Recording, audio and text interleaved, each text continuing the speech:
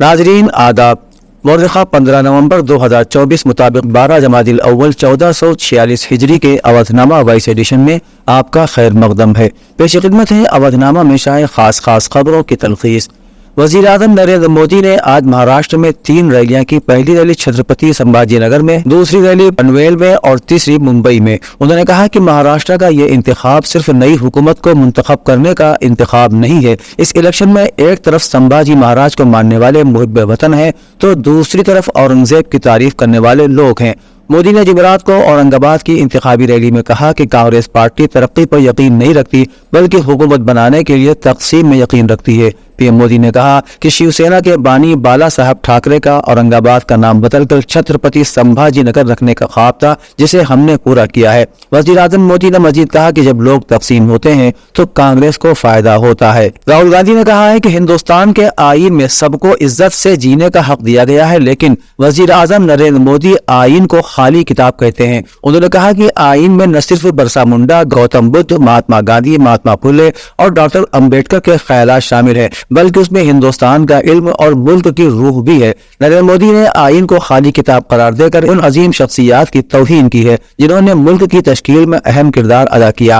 राहुल गांधी ने मजीद कहा कि कांग्रेस और महाविकास आघाड़ी हर हाल में आईन का तहफ़्फ़ुज़ करेगी और आईन मुखालिफ ताकतों को शिकस्त देकर महाराष्ट्र में एक मजबूत हुकूमत कायम करेगी। उन्होंने कहा कि बिरसा मुंडा ने बरतानवी साम्राज्य के खिलाफ लड़कर अपनी जान दी और आज हमें नरेंद्र मोदी और बीजेपी के खिलाफ लड़ना पड़ रहा है। कर्नाटक की मशहूर श्रीरंगापट्टनम जामा मस्जिद में जारी मदरसे को लेकर एक मफाद आम्मा अर्जी कर्नाटक हाई कोर्ट में दाखिल की गई है, जिसमें इस तारीखी जामा मस्जिद को महफूज यादगार जाहिर करते हुए उसमें मदरसा चलाए जाने को गलत बताया गया है। इस अर्जी पर मरकजी हुकूमत ने भी कर्नाटक हाई कोर्ट में अपील की है कि वो कर्नाटक हुकूमत को मदरसा खाली कराने की हिदायत दे। यह अर्जी कर्नाटक हाई कोर्ट के चीफ जस्टिस एनवी अंजारिया की सदारत वाली डिविजनल बेंच के सामने समाअत के लिए पहुंची। समाअत के दौरान मरकजी हुकूमत की तरफ से एडिशनल सॉलिसिटर जनरल के अरविंद कामत अदालत में पेश हुए। कामत ने दलील दी कि जामा मस्जिद को 1951 में महफूज यादगार की शक्ल में नामजद किया गया था, इसलिए वहां मदरसा चलाना नाजायज है। इस मामले में वक्फ बोर्ड ने अपना सख्त एतराज जाहिर किया है और कहा है कि मस्जिद वक्फ बोर्ड की मिल्कियत है, इसलिए वहां मदरसा चलाया जाए या नहीं इस पर फैसला करने का अख्तियार सिर्फ बोर्ड को है। इलाहाबाद हाई कोर्ट ने कानपुर की सीसा मऊ सीट से समाजवादी पार्टी के साबिक एमएलए इरफान सोलंकी की जमानत मंजूर कर ली है, लेकिन सजा पर रोक नहीं लगाई है, इसलिए उन्हें न तो जेल से रिहा किया जाएगा और न ही असेंबली की रुकनीत को बहाल किया जाएगा। इस फैसले के साथ ही कानपुर की सीसा मऊ सीट पर जिमनी इंतखाब का रास्ता साफ हो गया है।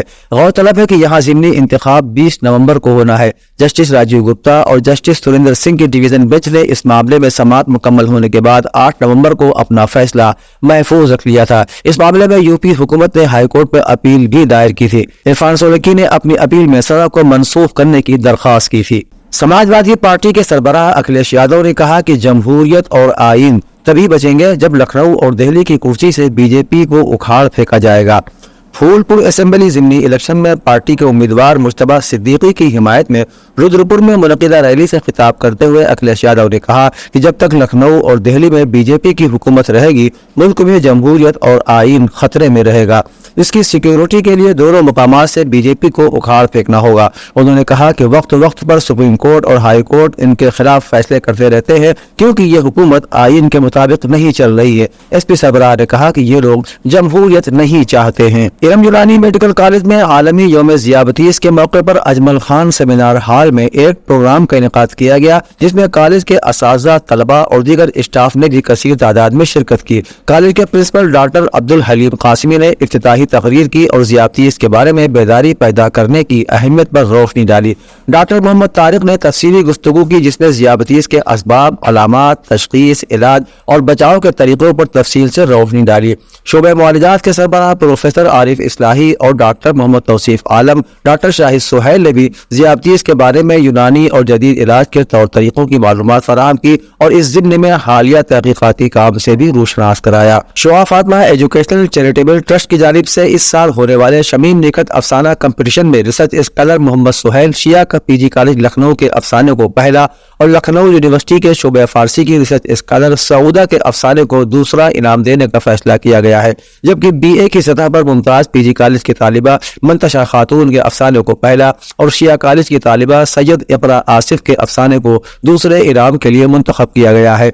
اس کے علاوہ کرامت پی جی کالج کی زینب رخسار BA سال اول اور لکھنؤ یونیورسٹی کے اسد جمال MA کے افسانوں کو کنگریچولیشن انعام سے نوازنے کا فیصلہ کیا گیا ہے۔ شعا فاطمہ گرلز کالج میں منعقدہ میٹنگ میں جیوری ممبر پروفیسر ریشما پروین، ڈاکٹر عشرت ناہید، ڈاکٹر پروین شجاعت، ڈاکٹر شبنم رضوی اور ڈاکٹر موسی رضا نے موصول ہونے والے افسانوں کا جائزہ لینے کے بعد ان کی درجہ بندی کی اور فیصلہ سنایا۔ انعام یافتہ طلاب کو انعامی رقم اور ایوارڈ 17 نومبر کو کیفی اعظمی اکیڈمی نشاطدین لکھنؤ میں ہونے والے شمیم نکت فکشن ایوارڈ 2024 پروگرام میں دیا جائے گا۔ یونٹی ویدا اینیمیشن کالج نے آج یوم اطفال بڑے جوش و خروش کے ساتھ منایا۔ اس موقع پر بچوں نے کیک کاٹا اور لذیذ کھانوں سے لطف اندوز ہوئے۔ اس کے علاوہ بچوں کے درمیان دلچسپ ای گیم مقابلہ بھی منعقد کیا گیا۔ یوم اطفال کے موقع پر بچوں نے رنگارنگ پروگراموں میں جوش و خروش سے حصہ لیا اور اپنی صلاحیتوں کا لوہا منوایا۔ کالج کے اساتذہ اور عملے نے بھی اس خاص دن کو یادگار بنانے میں کوئی کمی نہیں رکھی۔ کالج کے ڈائریکٹر کلب مہدی نے اس موقع پر کہا کہ بچے ہمارا مستقبل ہیں اور ان کی نشو و نما ہمارے لیے بہت اہمیت کے حامل ہے۔ ہم بچوں کے دن کے ذریعے بچوں کی تفریح اور تعلیم دونوں پر ہی توجہ مرکوز کرتے ہیں۔ اودھنامہ کے جہاننما صفحے کے مطابق حماس نے دنیا بھر کے عوام سے اپیل کی ہے کہ غزہ میں نسل کشی اور اس پٹی کے شمالی علاقوں کے شدید محاصرے کے خلاف اپنی تحریکوں میں شدت لائیں۔ اطلاعات کے مطابق فلسطین کی استقامی تنظیم حماس نے ایک بیان جاری کیا ہے جس میں تمام اقوام، عرب اور اسلامی امہ اور دنیا بھر کے حریت پسندوں سے اپیل کی گئی ہے کہ مظاہروں اور ریلیوں میں بھرپور شرکت کریں۔ حماس کے بیان میں آیا ہے کہ صہیونیوں کے حامی ممالک میں غاصب اسرائیلیوں کے سفارتی مراکز کو محاصرے میں لیں اور امریکہ، برطانیہ اور جرمنی اور ان کے حمایت یافتہ صہیونیوں کے ہاتھوں فلسطینی عوام کی نسل کشی اور انہیں قحط میں مبتلا کرنے کی سازش کے خلاف آواز اٹھائیں۔ ایران کے ایٹمی توانائی کے قومی ادارے کے سربراہ محمد اسلامی نے IAEA کے سربراہ سے ملاقات کے بعد مشترکہ پریس کانفرنس میں صاف لفظوں میں کہا کہ ایران کو دباؤ ڈال کر کسی کام پر مجبور نہیں کیا جا سکتا۔ محمد اسلامی نے کہا کہ ایران اور IAEA کے درمیان تعاون NPT کے تحت جاری ہے۔ انہوں نے مزید کہا کہ ایسے حالات میں کہ جب دنیا کا استکباری اور سامراجی نظام کھل کر صہیونی حکومت کے ہاتھوں نسل کشی کی حمایت کر رہا ہے اور عالمی اداروں کے اعتبار پر آنچ آ رہی ہے، تہران میں ان کی اور رافائل گروسی کی ملاقات کی اہمیت خود بخود بڑھ جاتی ہے۔ محمد اسلامی نے صاف لفظوں میں کہا کہ ایران مخالف کوئی بھی قرارداد پر تہران کو جوابی اقدام کا مکمل حق حاصل ہوگا۔ ایران کی سپاہ پاسداران انقلاب اسلامی فورس کمانڈر ان چیف نے صہیونی دشمن کو جنگ خیبر سے سبق لینے کا مشورہ دیتے ہوئے انہیں سخت خبردار کیا ہے کہ ان کا انجام وہی ہوگا جو جنگ خیبر میں دشمنان اسلام کا ہوا تھا۔ سپاہ پاسداران انقلاب اسلامی کے کمانڈر ان چیف جنرل حسین سلامی نے یہ بات تہران کے ایئرپورٹ پر نصر اللہ کے نام سے موسوم ایک سیکیورٹی ریہرسل کے موقع پر کہی۔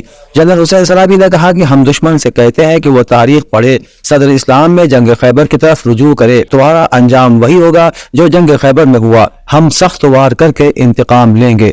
اودھنامہ میں شائع مضامین کو مکمل طور پر پڑھنے کے لیے اودھنامہ کی ویب سائٹ www.awadhnama.com پر وزٹ کریں اور ای پیپر پر کلک کریں۔